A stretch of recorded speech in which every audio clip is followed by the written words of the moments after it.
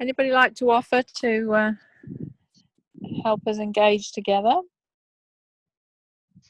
The Holy of Holies. Well, should we descend first? Oh yes, yeah, we can do that. Yeah.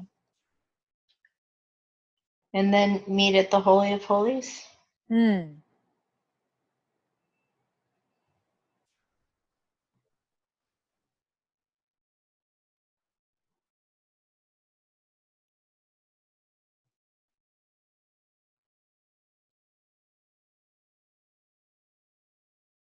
So we descend into the kingdom of God that is within us to examine ourselves before entering into Christ.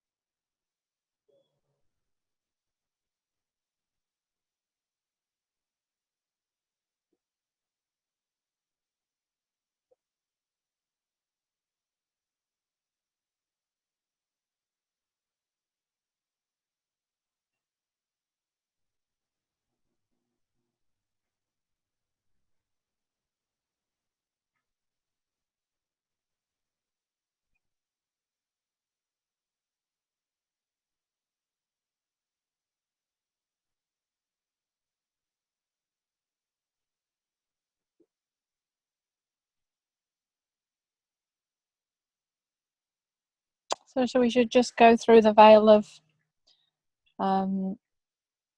life and meet the Holy of Holies and just infuse our hearts and our spirits together. Just become one body, one mind, one new man. And just honor all those in heaven. We just honor you for welcome you to join us, to equip us to hear, to see, to do the heavenly blueprint. We just invite any men in white linen who want to join us. And our men in white linen attached to this bench, we invite you to speak to our hearts, for us to get on the same page as your scroll. We just invite Abraham, Moses, David,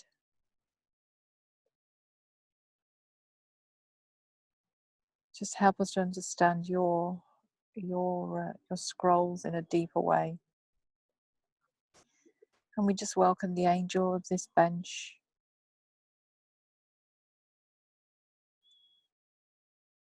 We honor you, and we just honor the seven spirits as well, and equip us now for governmental position for the ecclesia. Just declare our hearts is to see a new wineskin form, to see many cross over,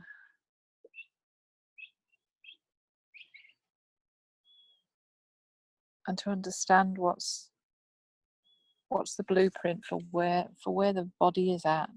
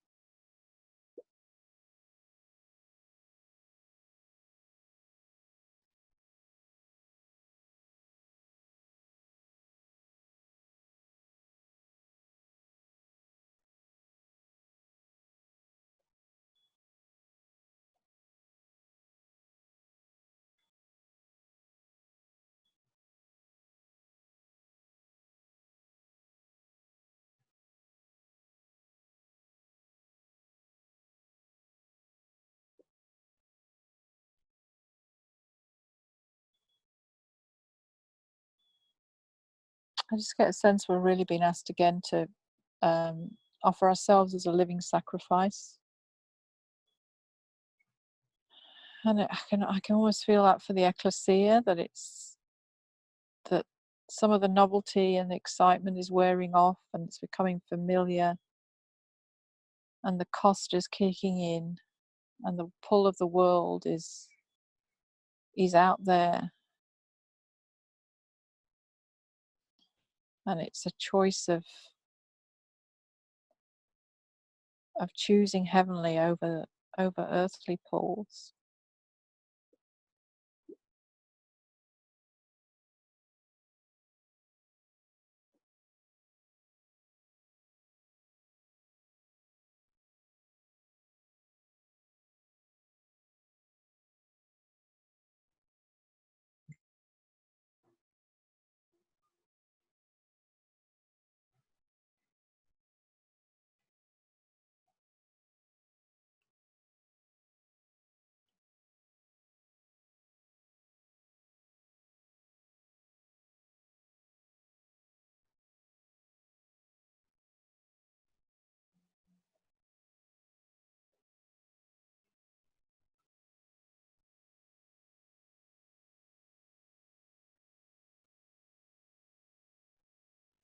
I can feel real opposition for this call.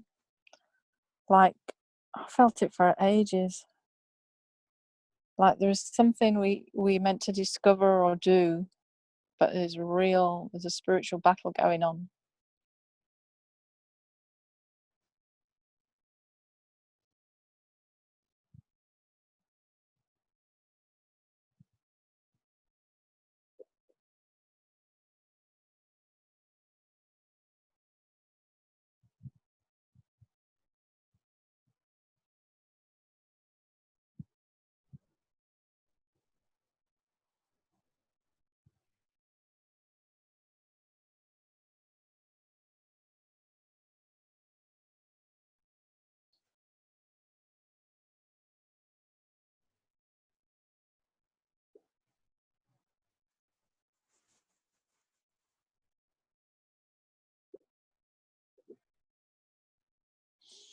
I get the sense too there's a new level of operation that heaven wants us to operate from.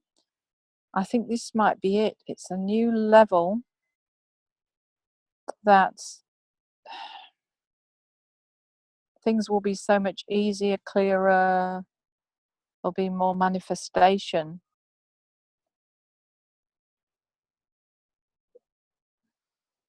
But it's a sort of a, how do we break through to that next level?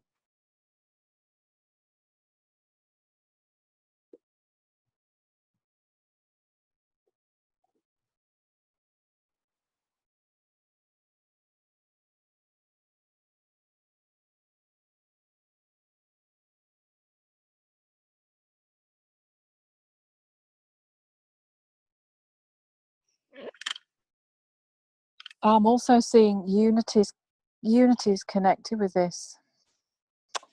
I think there's not enough unity happening yet that's actually stopping the next level being manifest.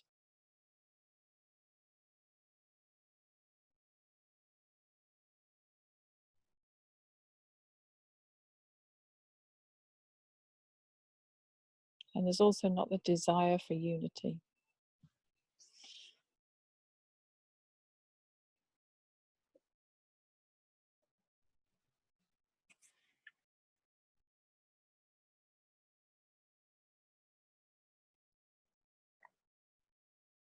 Is that resonating with anyone, or are you seeing something completely different?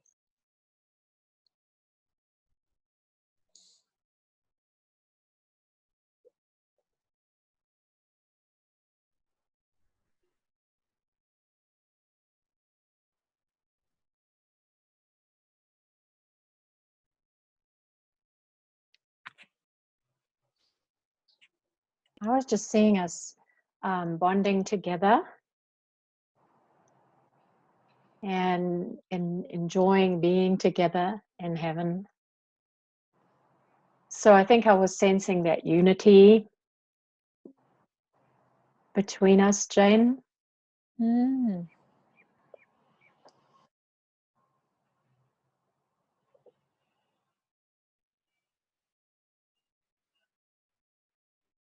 I think it was the unity. What I was seeing, that it was the unity of other people in other sections of different apostolic resource centers, that they weren't desiring to cross-pollinate. They were beginning to become comfortable. They were making friends. It was all getting nice.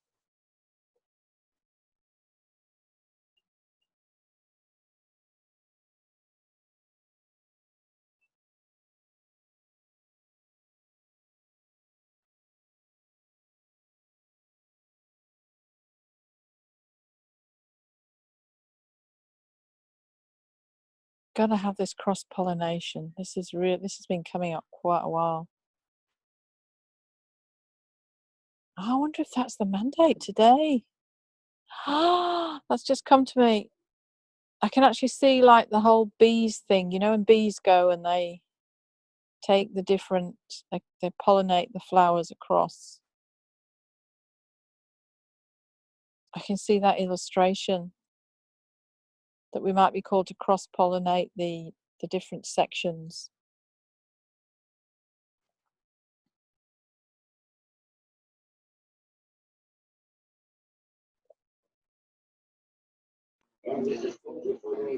So is it that we need to form a grid for that? I'm wondering if many people actually have the reference point of the need for cross pollination, the need for blending, because it's, historically, especially in America, historically it's been, this group stays by itself, that group stays by itself. Even some of the Native American tribes were very territorial, and you'd have multiple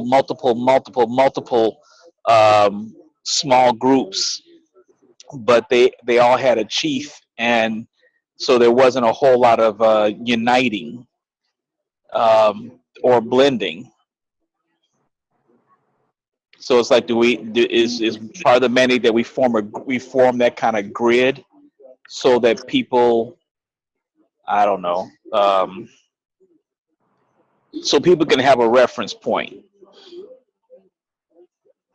Yeah, I mean, release the awareness of it. Is that what you're saying? Yeah. Of the need for it. Yeah. Yeah. And what true unity is really, compared to the distorted version of unity that Right. we often understand at a much lower level of operation. Yeah. Yeah, what do others sense about that? Well, what I'm saying is that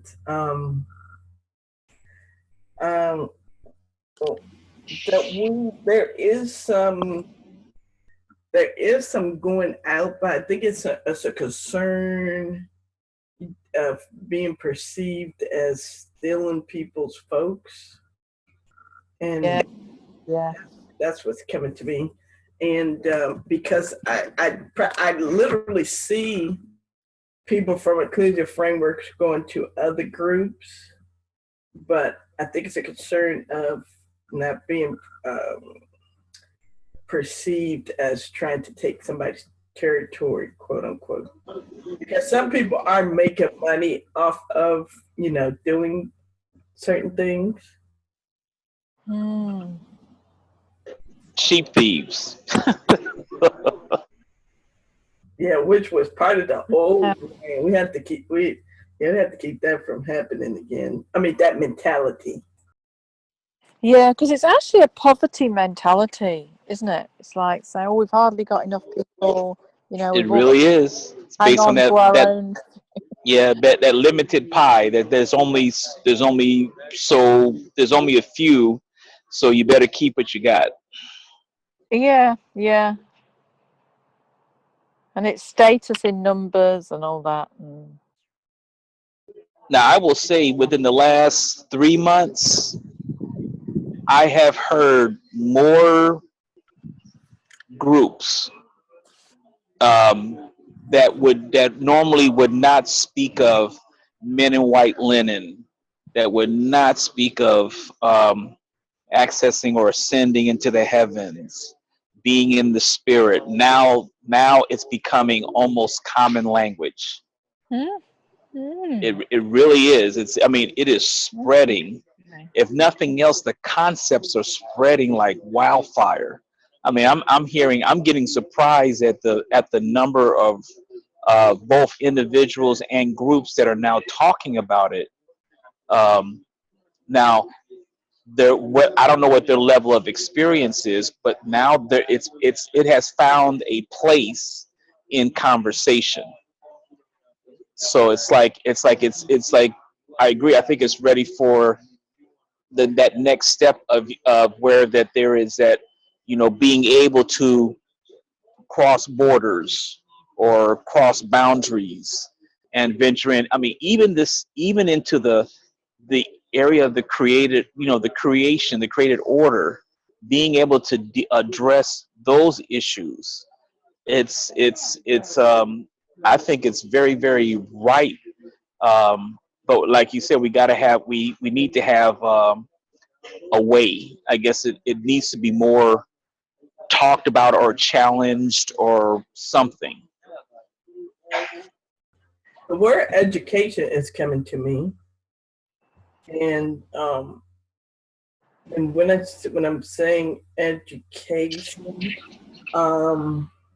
you remember, Jane, you were sharing with me that other day, it was me and you talking about that situation with the bench. Yeah.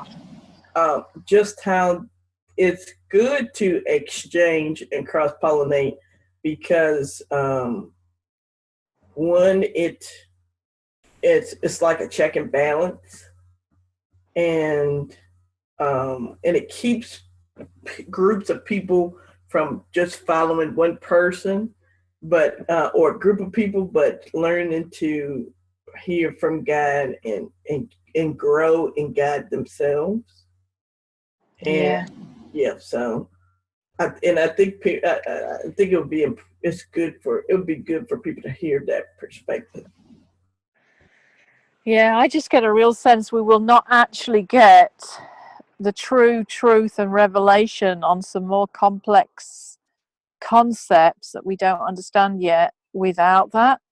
God's not going to just do it in one stream, because that will reinforce that behavior.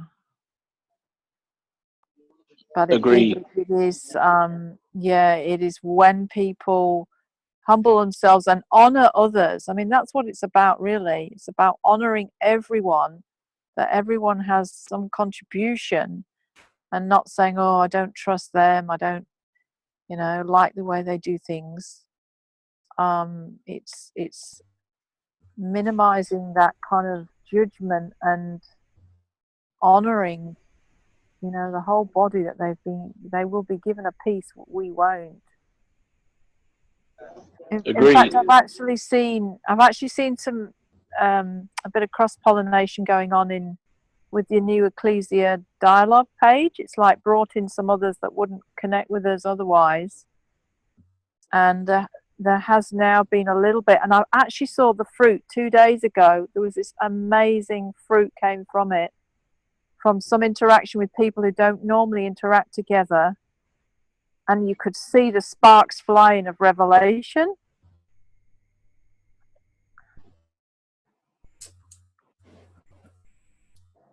But I'm really sensing it's got to grow. I'm actually sensing it's more about the leaders than it is the people. Well, okay, I'm just going to throw this out there. I'd see maybe some kind of communication or some kind of initiation put out there where we say, look, let's cross pollinate, and then explain the benefits, and really even how it's God's way, and position ourselves to cross pollinate in. You understand what I'm saying? I see that in four the big main groups: Robin Main, Mike Parsons, Ecclesia Framework, and Courts of Heaven. Oh, and also creative blue light beings. Yes, that would be huge. Yeah. And then there's some few New Zealand groups that are they're very insular, mainly New Zealand focused. I wonder if we did that, how much more God would give us. I mean, everybody, not just one group, but all the groups. Yeah. I think we Well, would. I'm just feeling called to ask what's the benefit in nature of cross-pollination? I know there is some, but I can't think of the biology. Does anyone It's know? fruit. It's fruit, Jane. Fruit. Fruit, yeah. Wow, that's a lot. And fruit that remains, because you can get the best of each pollination source. You get that all that one source has, plus what the other source has, plus what the third source and fourth and so on. And so it's just far more robust, far more expansive, the fruit, and the fruit should remain. Ah. Oh wow, that's really interesting. I mean, you could almost say then, take from that if we don't do forms of cross-pollination, the fruit might be very minimal, or may even die off eventually. Yeah, it won't have the strength to survive the testing, maybe. I mean, if we lose the bees is just catastrophic, isn't it, to society if we lose the function of the bees to cross-pollinate? Yeah, I just saw something. I'm not sure if it was Facebook or what, where there was it was some group that was saying that The bees. yeah, some bees were going extinct Yeah, in some area. I saw Yeah. that too. Yep, thanks to the aluminum in the air. Ah. Wow, so this even happening naturally. Yeah, which might actually be do you know what I mean? Another way God's trying to say, focus our, let's take it as serious. Let's not just minimize, because it's so easy to think, isn't it? If you think of the natural, like bees, oh, they're just small little insects, they're not really of significance, but it is phenomenal, the impact. Well, we had remember we took the bees to we went to court on behalf of the bees Yes, months ago. yeah. Yeah, And this is almost like a spiritual version, I think, of that. exactly. That's what I was thinking too. Me too. Yeah.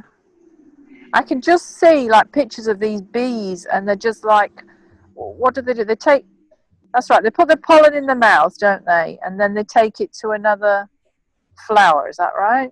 Mm-hmm. I can just see that kind of, but it's people taking a certain culture, values, revelation, taking it across here and giving somebody an insight that you can do things differently, and vice versa. And it's this kind of like crisscross network kind of forming that you just can't get if everyone sticks under the same, like, with the same people all the time and under the same teaching, and then you sort of get in this rut of doing things the same way, and then it gets very boring, and you lose the anointing on it. It withers away. Yeah, and the anointing comes from fresh revelation. The moment we get that fresh revelation, it gives us a spark of, we can do things a higher, bigger way. Because we're in, what I've noticed is religiosity just doesn't there's no energy on it in heaven. It's like you can't keep doing religion in the higher realms of heaven because they're not meant to be that way. So the moment you keep trying to do that, it's like it saps the. It's like you can't do it. I mean, I'm finding that I just can't do some things anymore. I can't say certain phrases. I can't do certain protocol. I just can't do it. It's just there's no anointing on it whatsoever. It's just dead words.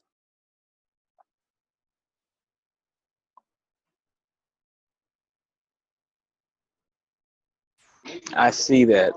I really see that. I really see that. Withering. Mm.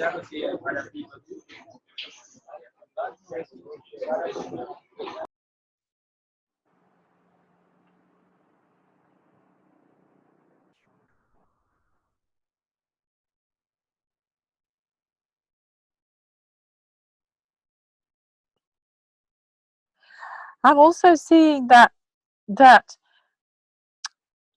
like the picture of like the bees moving over is I'm seeing people, but they're carried by angels. So they're like the bees, like being formed like bees, but they're sort of people flying in the air with caught by angels, and the angels are like moving them here and there and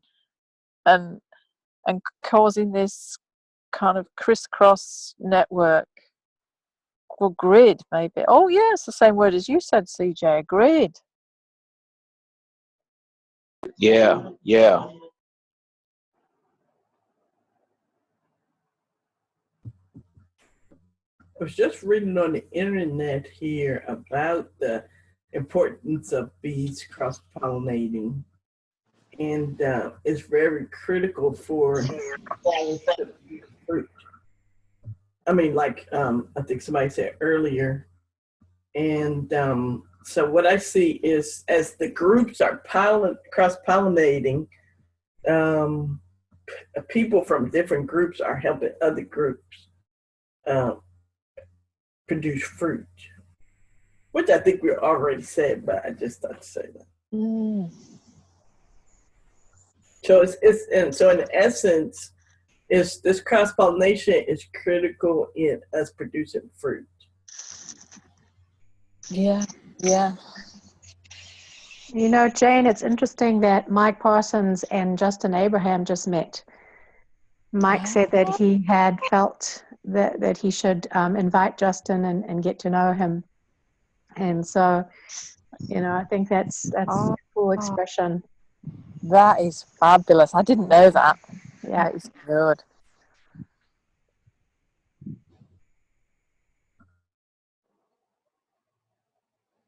But it makes so much sense because you can't have, you know, it's the way it breaks down denomination. It breaks down that whole thing when there is such a freedom and an honor and a receiving of one another. And we just, that's heaven. Yeah, yeah. What I'm seeing now is how these leaders have big pieces of the puzzle, in that they're coming together to put the puzzle together. The full picture of the puzzle. It's like God is giving each of them big pieces. You know, I can see them holding big pieces of the puzzle, and they're just putting it together. But what's coming to me too is I don't know if you all have heard them, but I've heard them kind of take pot shots at each other. Yeah. And it's caused division. And I actually talked to Mike briefly about that recently, because Kathy and I had gone into court over some of this because it just aggrieved us,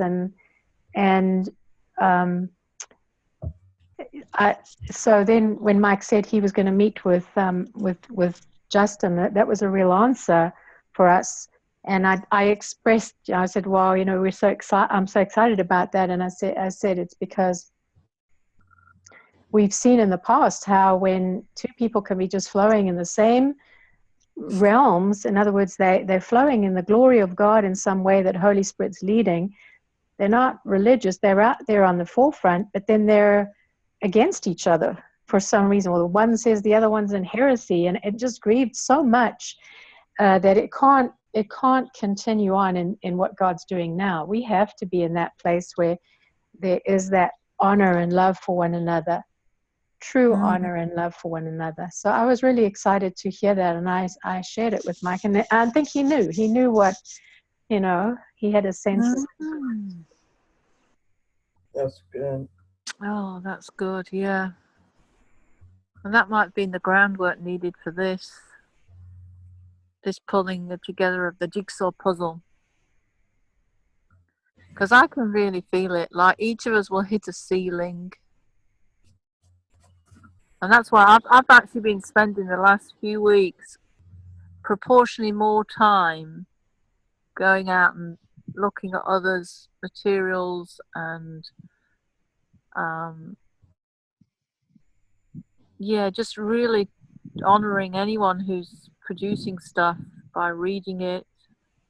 And I mean I felt for a long time I've had a role of pulling people together, and I have really tried, but it has not gone anywhere.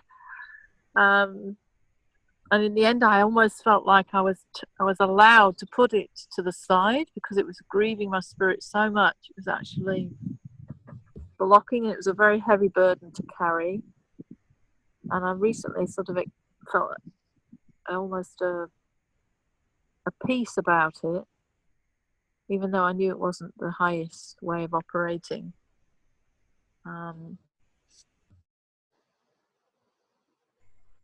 But I think I understand some of the reasons.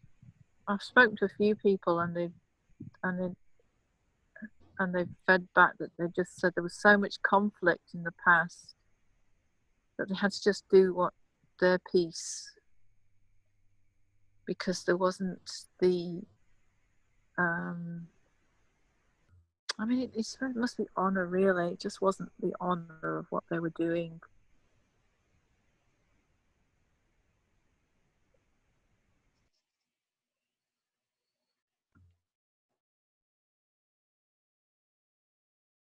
And also this mentality, I can see it's the mentality of, I don't need other people. I can hear from God, and I can trust that.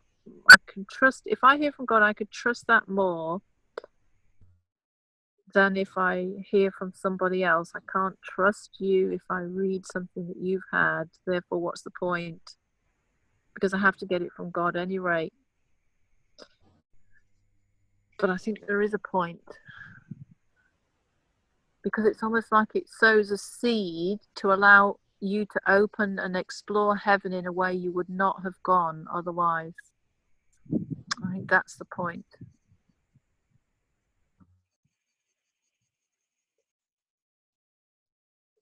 Because it's a fruit of saying, I need the body. And that's why the seed can sow and produce fruit. But if you say, I don't need the body, you can't actually produce the fruit in that area. Mm-hmm. Which is why this unity has got to be in place. Even if there's differences, there needs to be a unity established so that those can be discussed. Yeah. You know, this is an opportunity to redeem what a lot of these denominations, I believe, were set out to do. Like while you all were talking, I kept hearing full gospel, and that was like coming out of the Baptist, but they experienced the Holy Spirit in a new way. But what they did was they formed a group and established their own territory. And there are other ones that did the same thing. Other denominations did the same thing. They would step out. In essence, somehow they got cross-pollinized with a portion of revelation that God had released. But what they did with it is they basically built on a similar structure to what they left, and then formed the rigid lines, and the territorial, I guess you'd have the quote unquote leaders being more like the security guards or the watchmen to make sure that others wouldn't come in, and then it got to the point where they became very sterile in their beliefs, to the point where they didn't allow other views to emerge, and so Right. people had to leave them and then start the non-denominational, the quote unquote non-denominational church is like that. It's just a cross pollination of different groups, but even they have gone rigid, and you know we are our own group, and so forth and so on. And so it's like God wants that redeemed, that process, this cross pollination process, to be redeemed, because it's been attempted before, but each time it's been attempted, it's largely failed.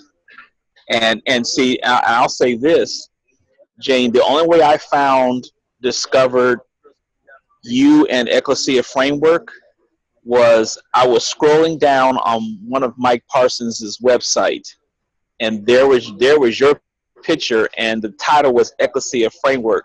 And what I've been praying for was that I was saying, Lord, I need to know more about Ecclesia. And I've been praying for a few days, and then I just happened to be scrolling, and there was your picture. Huh? And so it's like it's like it's going on now. And then again, what I said before, when I'm hearing more and more people talk about the realms of heaven, the men in white linen, the angels, the angelic orders, I'm hearing more and more of this. And so there is some pollination or cross pollination happening, but it's like if there's not a blueprint this time, and a willingness to abide in God's blueprint, then the danger is that it will go the same way. It'll follow the path of least resistance. Yeah. And that is to form another, like you've been saying all along, form another, we don't need another denomination and all that kind of stuff. Yeah. Yeah. And that word that you just said really resonated with me. The word sterile. That I think will be our destiny.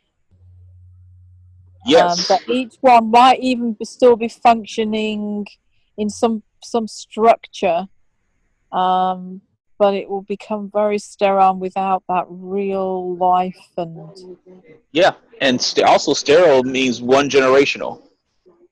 You don't grow. You're not able to pass it down to anybody else. Yeah. That's serious. Yeah, it is. As CJ was talking, what came to me was, one, how we can legislate for unity, how we can legislate to restore the cross-pollination, which I'm thinking is God's original intent for the church to share information. And then, but what's a real issue, which I've heard several people in these groups talk about, is credit for the material and credit for what they've gotten out of heaven and how to govern that. I think we need some knowledge and understanding from heaven in how to govern the material, and it needs to be across the board. Well, the revelation I was given really early on when I started Ecclesia Framework was no copyrights and it's God's revelation, it's not man's. And therefore it must be freely given away. Yeah, I know you take that, Wow. Jane, but I know the other group don't. Some, Yeah, I and, know. and the reason why I brought that up is because that's an issue for other people. Well, maybe we should ask now so you can see what you see. Tell me what you see. Should we ask wisdom what's the heavenly blueprint on it? Yes.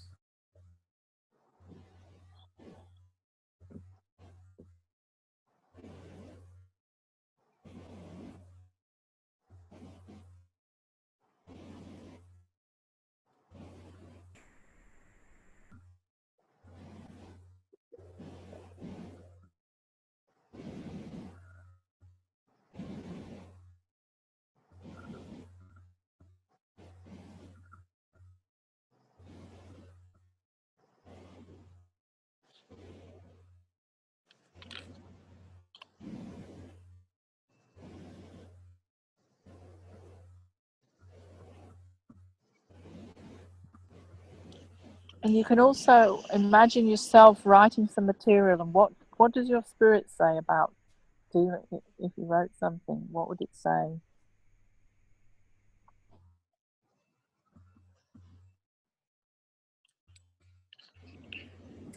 I'm getting that it's got a free flow in that we can't control it. What I think is a misalignment with how people think they should get their funding, how they should be funded, because people are controlling the material. I'm seeing mostly to get money, and how that's going back to the old. But that goes into another arena. Is that I think the ecclesia has to have its perspective in how we get our needs met. So because that's out of line, it's causing. Very important. That's very, very important because that's a huge motivator for people's actions. I mean, I can tell you the blueprint I've seen, but you ask and see what you can see, and tell me what you see regarding like finances and things, and how can people get their needs met.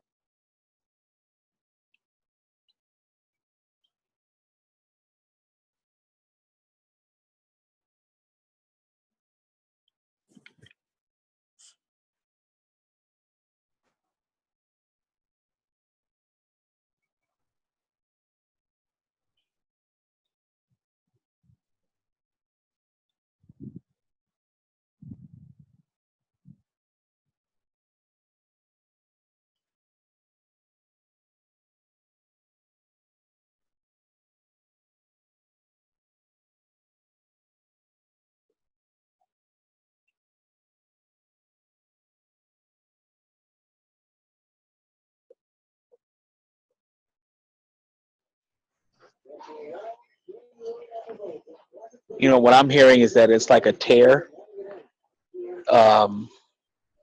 That there may be some things may just have to have, or maybe have to be allowed to grow with, and that basically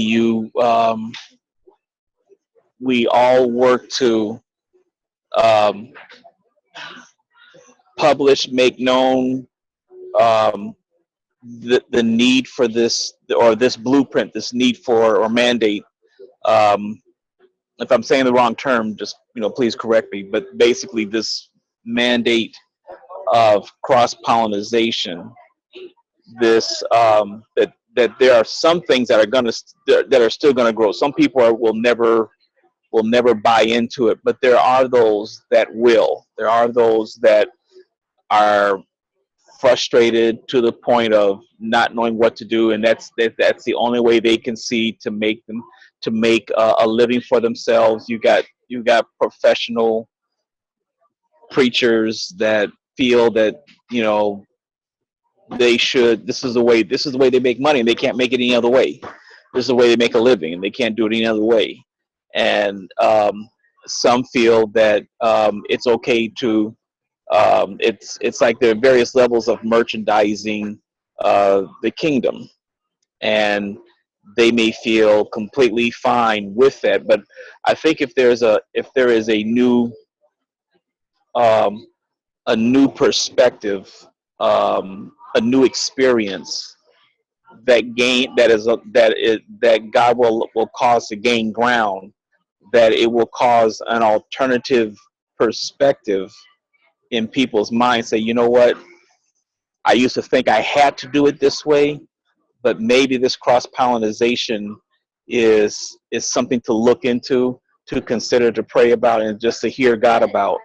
Um, and that's, I guess that's pretty much all I got right now. Anybody else?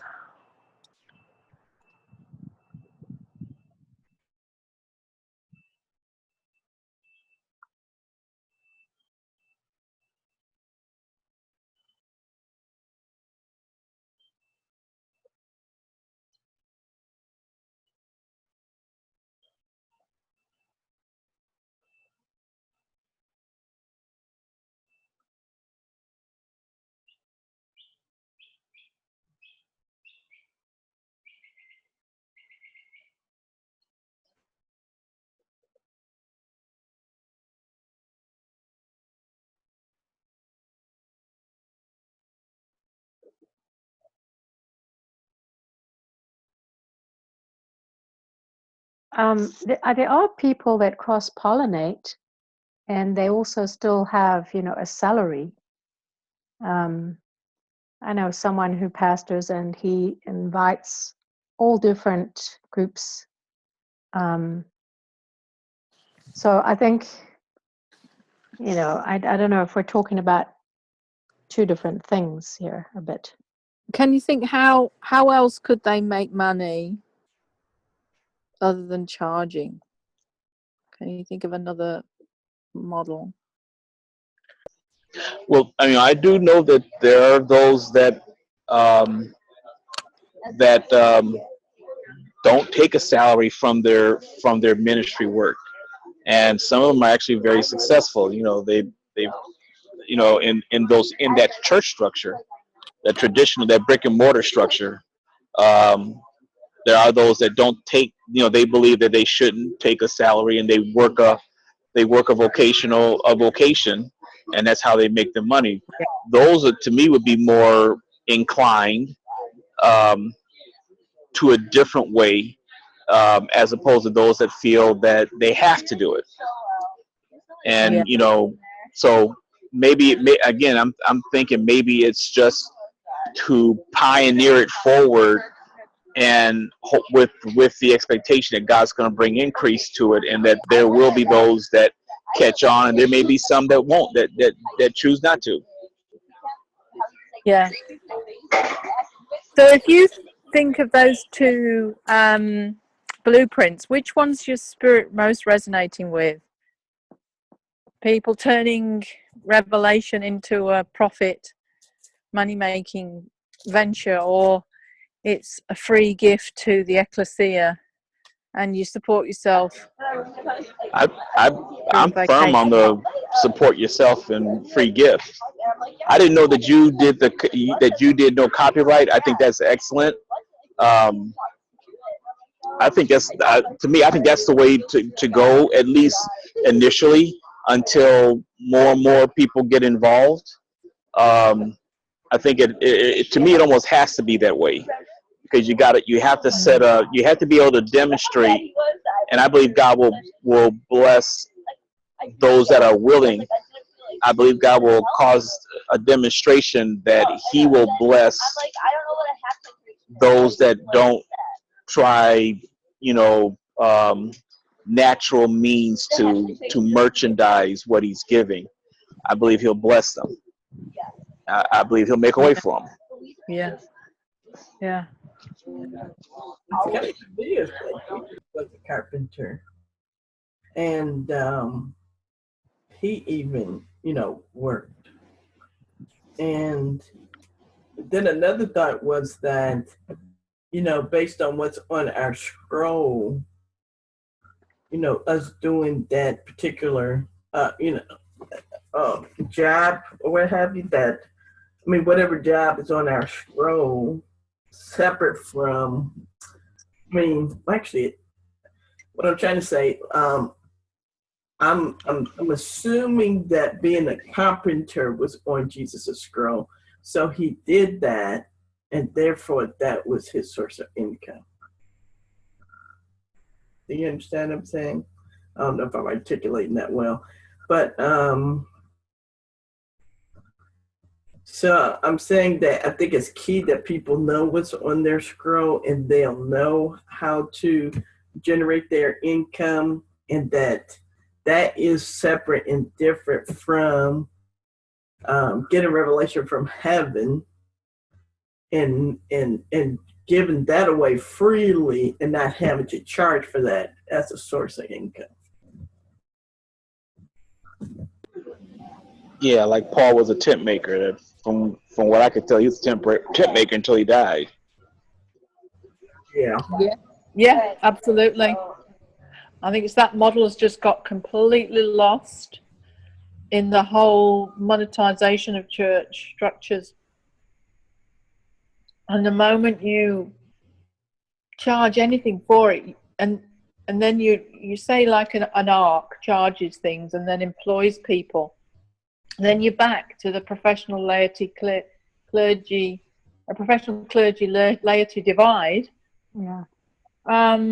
The moment you take $10, you know, you're back to that. Even if it's only a minute amount a month, you back to that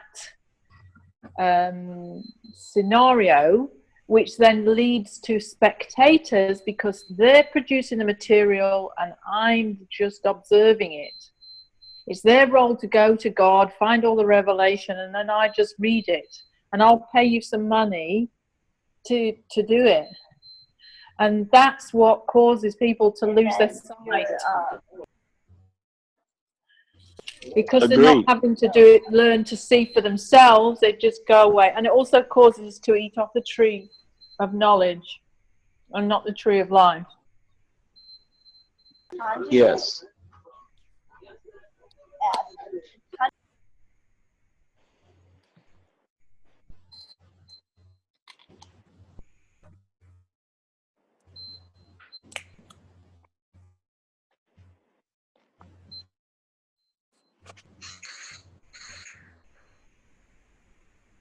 Can you see that, Michelle, Kathy? Are you resonating there, or are you seeing something else? We've always been that way, Jane. I wrote a book even and found it hard to charge anybody for the book, you know. So, it is a question that I do have though, because when spending a lot of time in the week just in these kind of meetings, also because of the desire to help people, to grow in this, and it is free. You are spending a lot of hours, so therefore there has to be some sort of way in which you're either, I mean, my husband and I always wanted to have something that would be a residual income coming in, and something like that would be something to apart from supernatural growing. I believe in supernatural financial relationship with the Father and Jesus, and that, which I believe we need to see a whole lot more of what that all entails, the multiplication and things like that, and things coming out of heaven like gemstones and that type of thing. But I'm just saying that, I put this aside, that I feel for pastors who are fully pastors now and have been for years in a denominational church, because as you know, they do everything. And they've got to go, if somebody's sick, they go visit the sick. They pray for them when they get married. They do everything. And it's not right, but that's what they've known. And oftentimes they don't get much. So there's the other side of it. I mean, I've seen people really struggle. I'm not saying, because we had the wrong pattern. We've had the completely wrong, hierarchy system. So anyway, but we've always just given freely, and we take, you know, if anybody wants to give a donation or offering, we've received that. So I think it's just what I just see is they have everyone can do something they love in their calling, and be paid for it to support themselves. But then whatever they do for the ecclesia is a free offering. I think it just needs a change of mindset. And it's not even saying that people can't go off and speak on something, and you know, a seminar, and produce, you know, charge for that. I think it's just dangerous when it's the ecclesia, you know, whatever form that takes, starts taking money and then starts paying people to do jobs that the body should be doing, instead of and so actually what's so beautiful about it is, I think you actually, once you're free from that, and you can, and you train the body and the mindset that they're all to give a little bit, so nothing is, there's no requirement for money, there's no requirement for salaried positions, and it works so beautifully, and it's so less onerous, because the money just suck the life out of pastors. They're having to manage salaried staff and raise funds and raise, you know, concerned about their building maintenance. It sucked the focus away, and it stopped the body thinking there was any need, because they'd paid their tithe and it was all done for them. So once you change that, it releases, but it's a huge education of the body as well. And you can see the mentality is still, I go to an ark, they provide me the revelation, and that's it. And you can see this mentality of very few thinking they've got any role to play in an ark, or even a small hub. It's somebody will do it for me. And that. I think that's got to change, but it's got to come from the leaders refusing to be paid for their time, I think. yeah, and also the whole idea of the fivefold ministry, the way it's functioned, completely being changed, because that has to really come into the different realm that God's taking us into now. That, you know, we're not in the church age as such, where there was the fivefold ministry functioning. It's different now, and that is going to be a big change for people, you know, who have been in fivefold ministry, to let go. But it's the way. Yeah, it is. I mean, it is a huge change, but if you can see the fruit of it, and that's what, because at the end of the day, we've got to be concerned that we're actually producing disciples. It's not the number of disciples, it's the quality of disciples. Right. Isn't it? And once we care about that, and if we say this model impacts the quality of disciples, then we've got a reason to change it. And all it needs is for someone not to have the mindset of being full-time ministry. If we destroy that mindset, there's no full-time ministry. It's all just, you know, part-time, a little bit, whilst you support yourself in whatever way you're called to. Then it works beautifully. It's just changing that mindset. I know quite a few pastors who've resigned, given up their church, and they've found an amazing roles, and actually even enjoyed it more. Some have gone back into business, and they've got way better salary to support their family, but they're still doing this, you know, just a little bit on the side, and no one's cussing them as a minister anymore. And so the other people are going to have to step up, or we don't really have anything. I mean, I think that's what's going to happen, is eventually there'll be so few willing to do it all 100% for everyone. And if people don't step up, the heavenly realms kind of ministries they'll not take off, or they'll wither. But it's up to the body to really be willing to take their part. But that's part of what a ecclesia is, isn't it? I mean, you cannot grow without giving. You just can't. You can't grow by listening and receiving. It doesn't work that way. Yeah, and I think the whole thing about that what we're changing is that people are coming into, we talked about it just the other day, that people coming into an intimacy with God.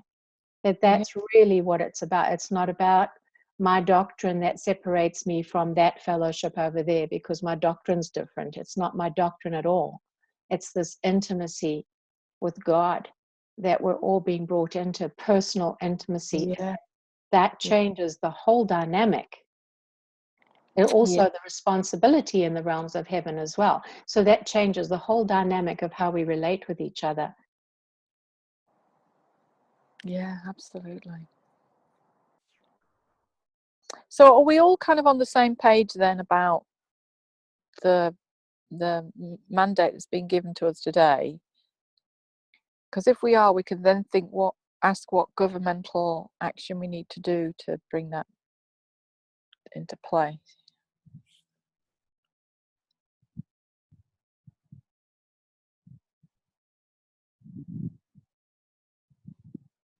I'm in agreement.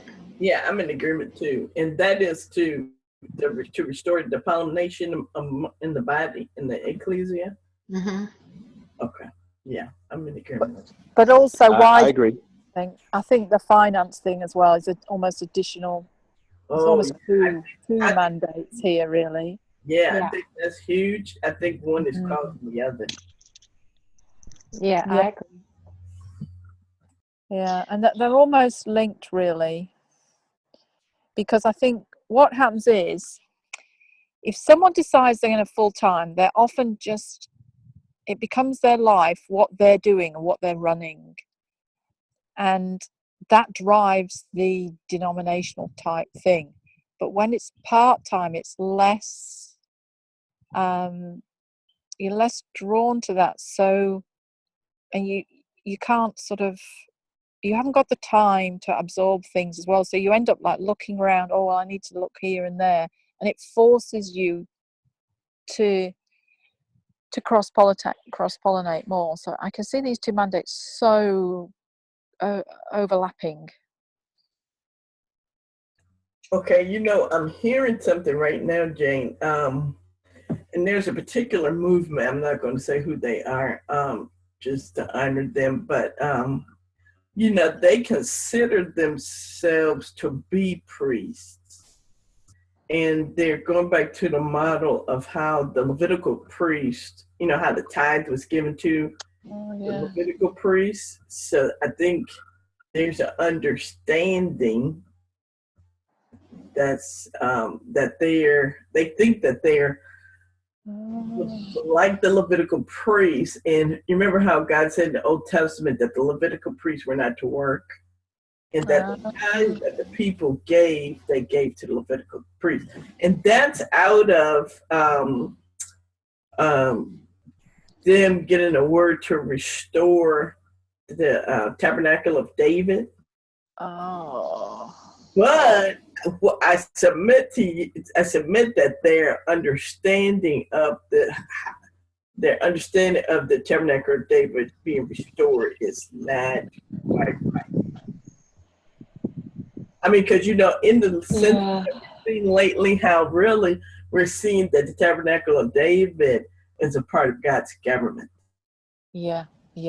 And all those essentials that we got. Yeah.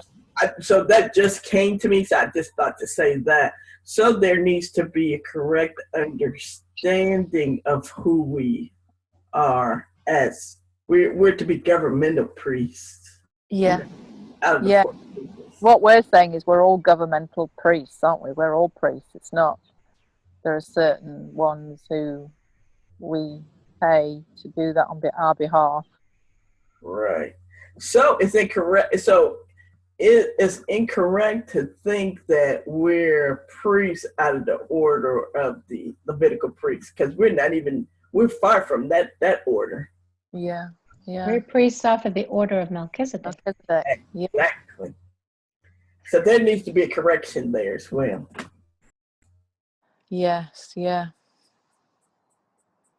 I don't know if you all can know which movement I'm talking about because it's huge. No, I don't actually. But they're into heavenly realms, are they? I'm in chat it.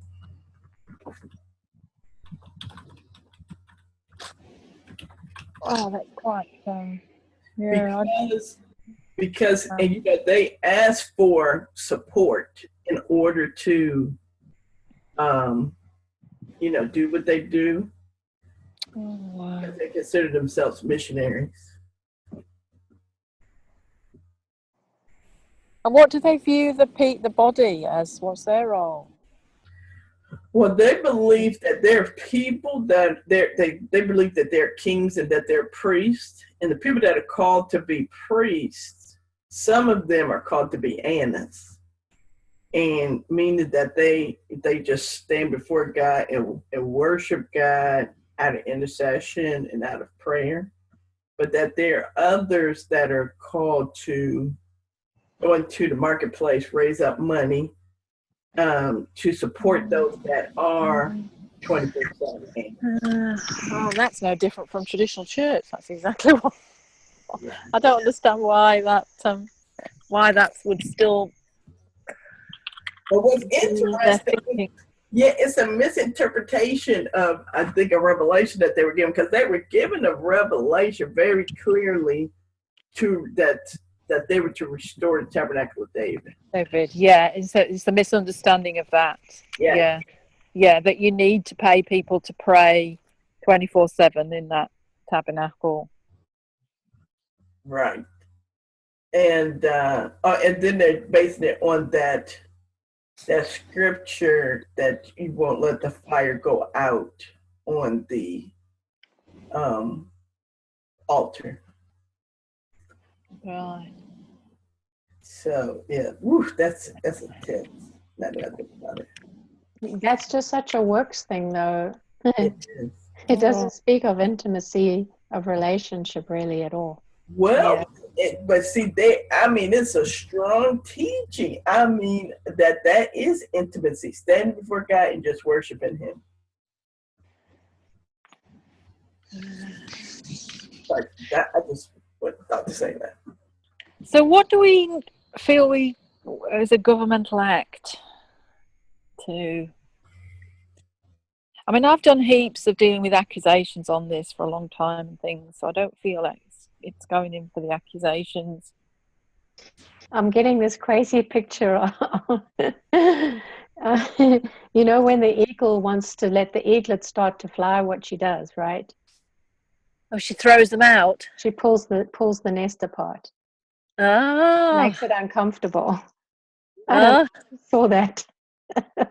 Oh, I think that's really, really, there's something deep in that. Pulls the nest apart. I mean, that's effectively what we're doing, isn't it, with the new wineskin? We're just dismantling virtually every mindset, every way of operation. We're just dismantling, saying, I don't think that's of heaven. It's very uncomfortable. It is. I mean,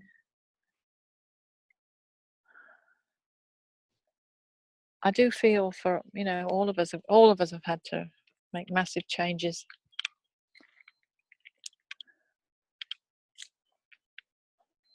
Everybody, I'm on a plane, so pretty soon I'm gonna have to drop off. Okay.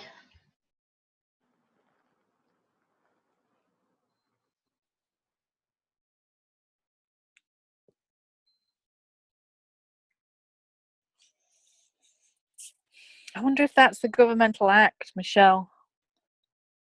Like we pull that nest apart. Or I just saw back to those angels, we mandate the angels to carry people to cross-pollinate, become the bees. But that still doesn't address the leaders. But maybe pulling the nest apart addresses the leader issue. Because if you pull the nest apart sufficiently, they can't actually stay there. Yeah, that's what I see too. Yeah. But if there's enough education on this blueprint and enough people can see it and see the wisdom of it, they won't support the old wineskin model.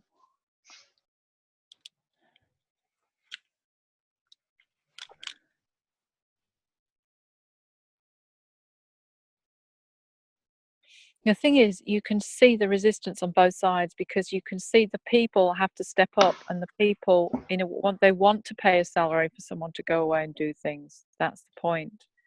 So it's actually sacrifice on everybody's part, not just about existing ministers.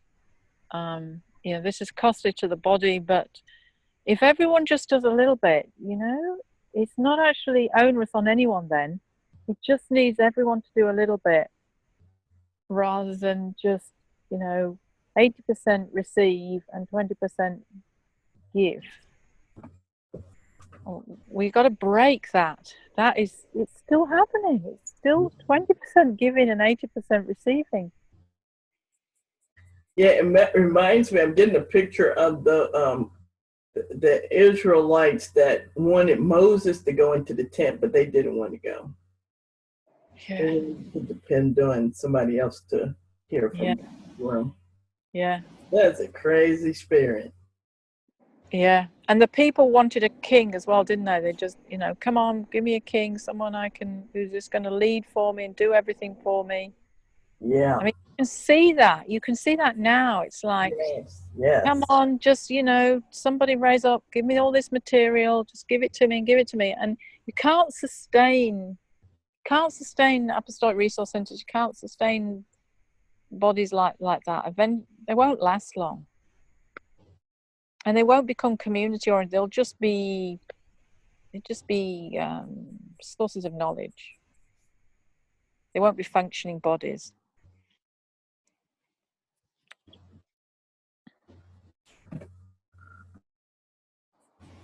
So is there any agreement then? If we pull that nest apart, we mandate those angels,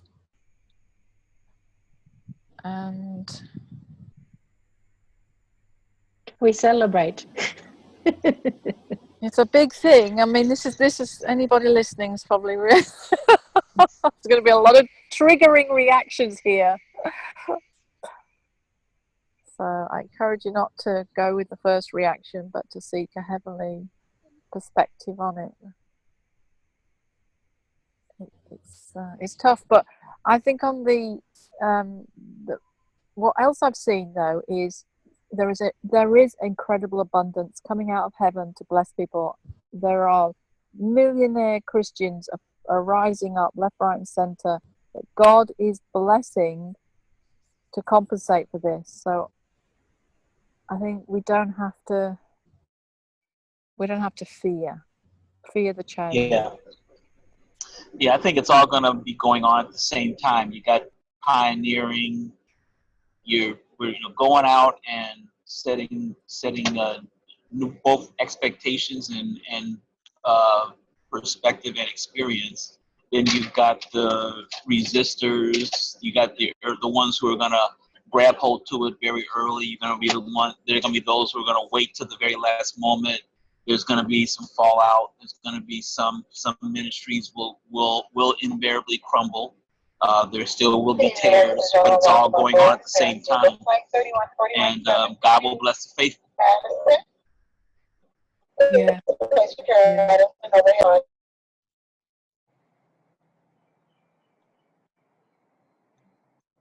But I am also seeing we can't get multiplication.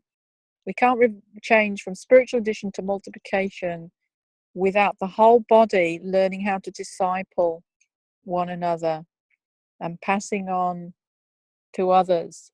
And that's what we need to create a movement. We need multiplication, which means every person has to learn how to pass it on to someone else.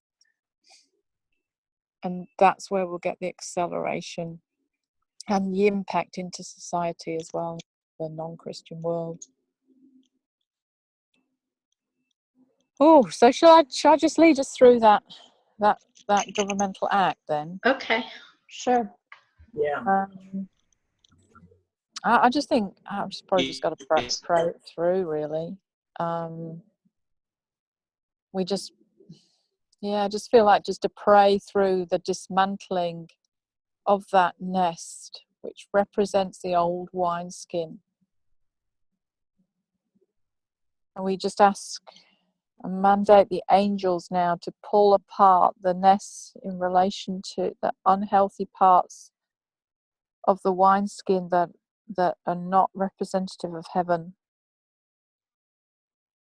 Yes. And to build up elements of the nest that are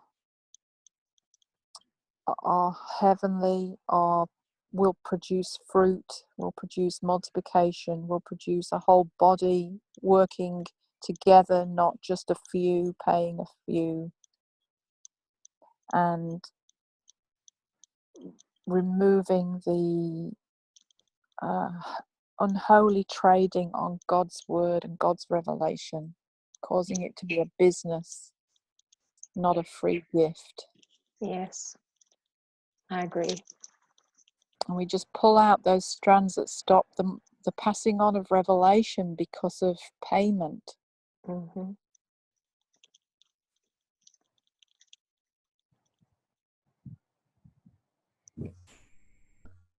And the strands that cause the celebrities to arise because they're the ones that focus most of the time on producing high quality material,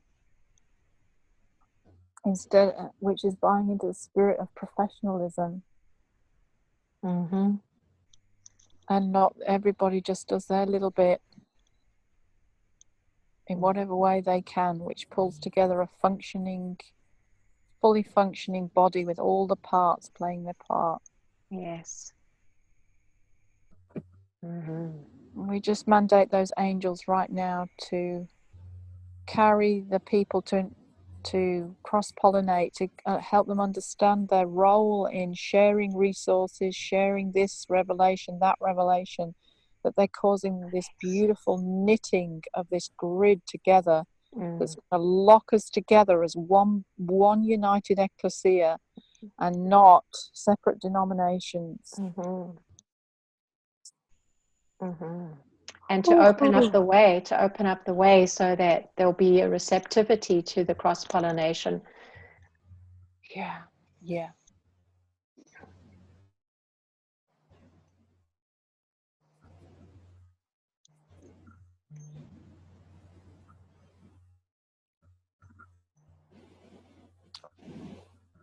Oh, we can just look now just to see if we can see any fruit for that, any difference, I'm just even looking at the body now and seeing how they're functioning, how they're seeing the value of cross-pollination.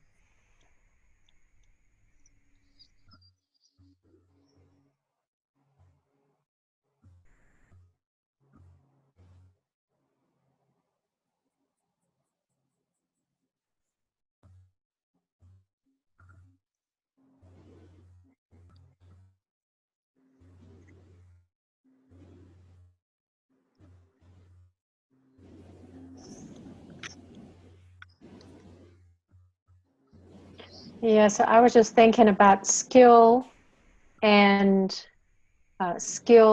wisdom, and strategy to be able to cross-pollinate.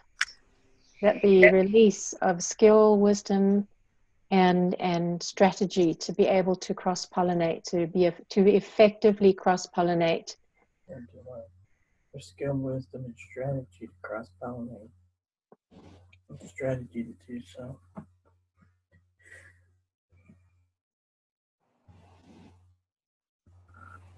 And to also participate in the practical aspect of bringing a release from the old nest, the old wineskin.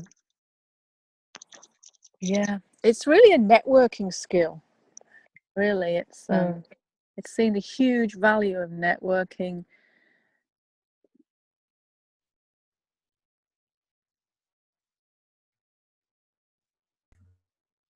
I'm seeing a map, and the borders being erased. Yes. Yes. Oh, that is beautiful. That is so what we need. Yes. And I just think that's a picture of unity and becoming one. Yeah. So God, we just release this unity and this oneness into the ecclesia, God, where we're all one and working together, and we share resources and cross-pollinate.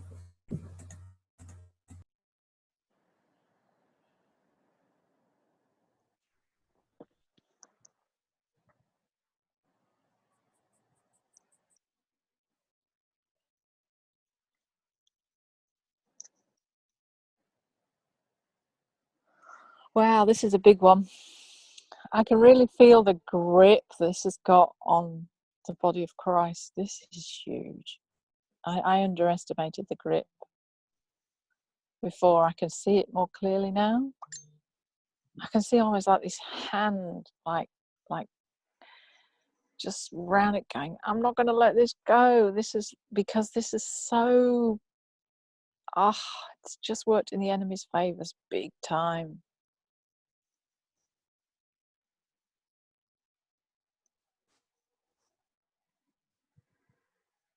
This almost needs, I think there needs all of us to go away and take some court cases to the highest courts as well. So there's a huge volume of court cases on this. Yes, great.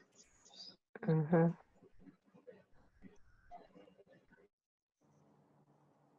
I can see that. So we could just step out now into the atmosphere of the earth and just release those angels to bring this message.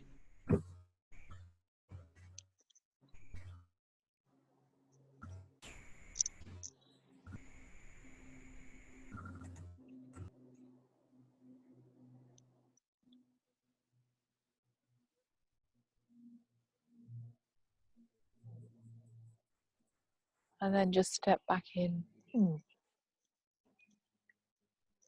Whew.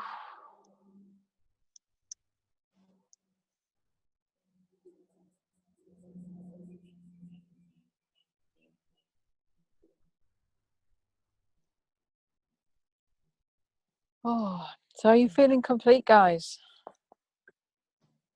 Anything else you see?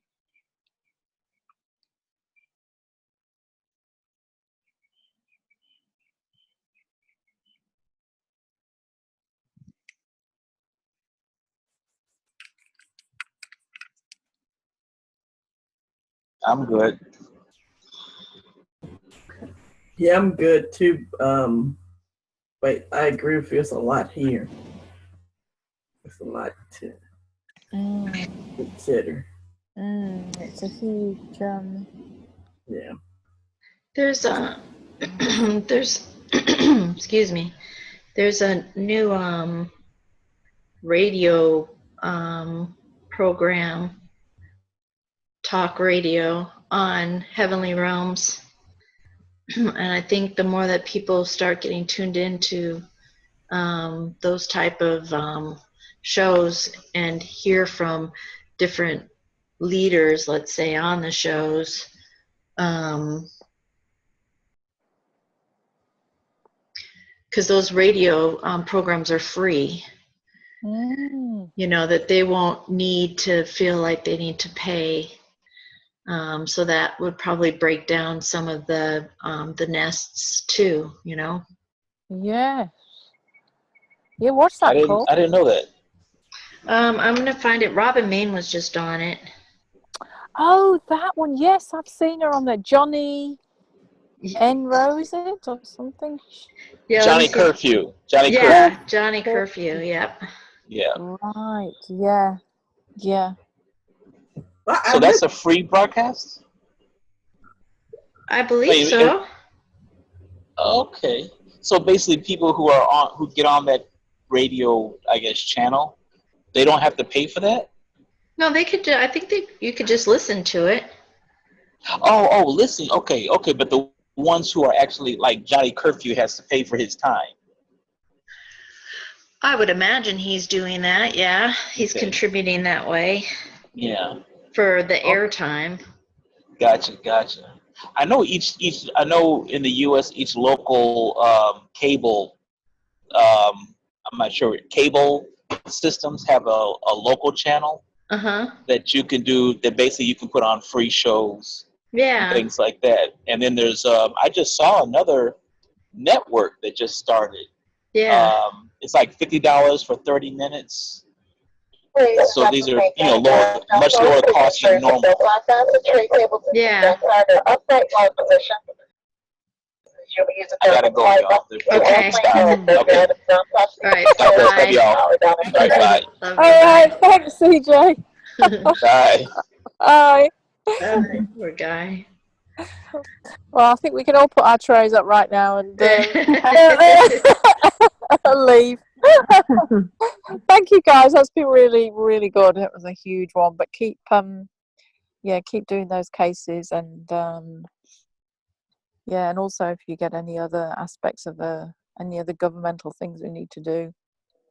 One thing that just came to me though was I've just been. It was the other day, wasn't it? We had this encounter where someone said about entangling the tree of life. That has just completely captivated me, and I just got that now. That's almost, the more that the ecclesia can just entangle that tree of life, they're going to know this stuff. They're just going to have this infused knowledge that this is the right blueprint. Yeah, I just felt then just to like almost entangle the ecclesia around the tree of life. And they'll see it and they'll go, why didn't I ever see that? Why didn't I ever see that the whole of church has become a mass business production show? And you can just see how it's been so distorted as well, with people asking, send $100 into prayer and I'll pray for you. I mean, there's all sorts of stories where money has corrupted all sorts, that if we can take money out of the equation, we can keep the purity of the body so much easier. It is the moment we trade on anything with money, it's just such a flaw that can be corrupted. Yeah, it's good stuff, Jane. Yeah, good stuff for sure. Awesome. Great. Thanks, everyone. Okay, bye. Thank you soon. Bye.